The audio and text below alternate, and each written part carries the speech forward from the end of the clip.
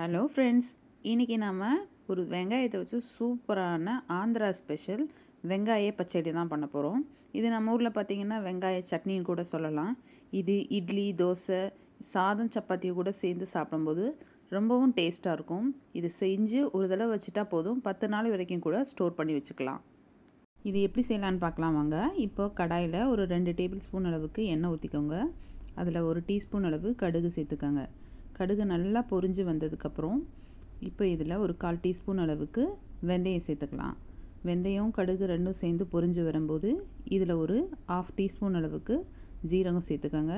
நம்ம போட்ட கடுகு, வெந்தயம், ஜீரகம் நல்லா செவந்து பொரிஞ்சு வரணும். இப்படி பொரிஞ்சு வரும்போது இதில் நம்ம காஞ்ச மிளகாயை சேர்த்துக்கலாம். காஞ்ச மிளகாய் பார்த்திங்கன்னா நான் இன்றைக்கி ஒரு 8 காஞ்ச மிளகாய் கிட்ட சேர்த்துருக்கேன். நீங்கள் உங்கள் காரத்துக்கு தகுந்த மாதிரி கூட குறைய சேர்த்துக்கோங்க. இந்த மிளகாய் இந்த எண்ணெயில் நல்லா வறுந்து வந்துருச்சு. இப்போ இந்த மிளகாயை நம்ம தனியாக எடுத்து வச்சுக்கலாம். இப்போ இதே எண்ணெயிலேயே நான் ஒரு 2 பெரிய வெங்காயத்தை, மீடியம் சைஸ் வெங்காயம் அதை நறுக்கி வச்சுருக்கேன். அதை இதில் சேர்த்துக்கலாம். வெங்காயம் நல்லா கண்ணாடி பதம் வர்ற அளவுக்கு வதங்கணும். பார்த்திங்கன்னா நீங்கள் சின்ன சைஸ் வெங்காயமாக இருந்துச்சு அப்படின்னா ஒரு 5 வெங்காயத்துக்கிட்ட எடுத்துக்கோங்க. நான் பெரிய சைஸ் வெங்காயமாக இருந்ததுனால ஒரு 2 வெங்காயத்தை எடுத்திருக்கேன்.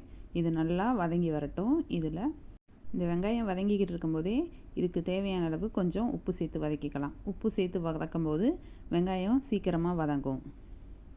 வெங்காயம் பார்த்திங்கன்னா இந்தளவுக்கு வதங்கி வரணும்.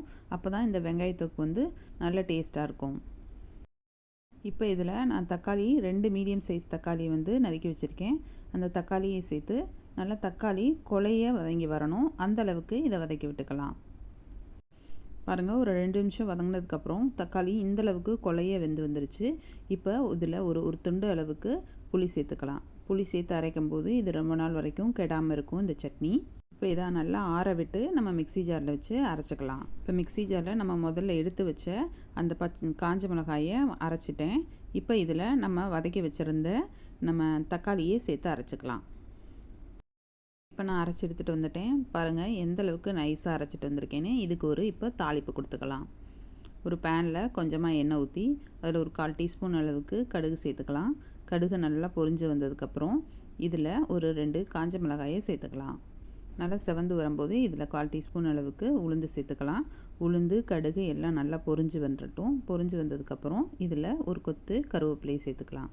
கருவேப்பிலை நல்லா நிறம் மாதிரி வரும்போது இதில் நம்ம தட்டி வச்சுருந்த பூண்டை சேர்த்து நல்லா 1 நிமிஷம் வதக்கி விட்டுக்கலாம். நல்லா பூண்டோட வாசனை தான் இந்த சட்னியோட தொக்குக்கு ரொம்பவும் நல்லாயிருக்கும். இப்போ இதில் நம்ம அரைச்சி வச்சுருந்த பேஸ்ட்டை இதில் ஆட் பண்ணிக்கலாம். இந்த பேஸ்ட்டை நல்லா கிளறி 1 நிமிஷம் வரைக்கும் எடுத்தோம் அப்படின்னா சூப்பரான டேஸ்ட்டில் ஒரு வெங்காய தொக்கு ரெடி ஆயிடுச்சு. இதை நீங்கள் சாதத்தோடு சாப்பிட்டாலும் இட்லி, தோசையோடு சாப்பிட்றதுக்கும் ரொம்ப நல்லாயிருக்கும். இதை நீங்களும் ட்ரை பண்ணி பாருங்கள்.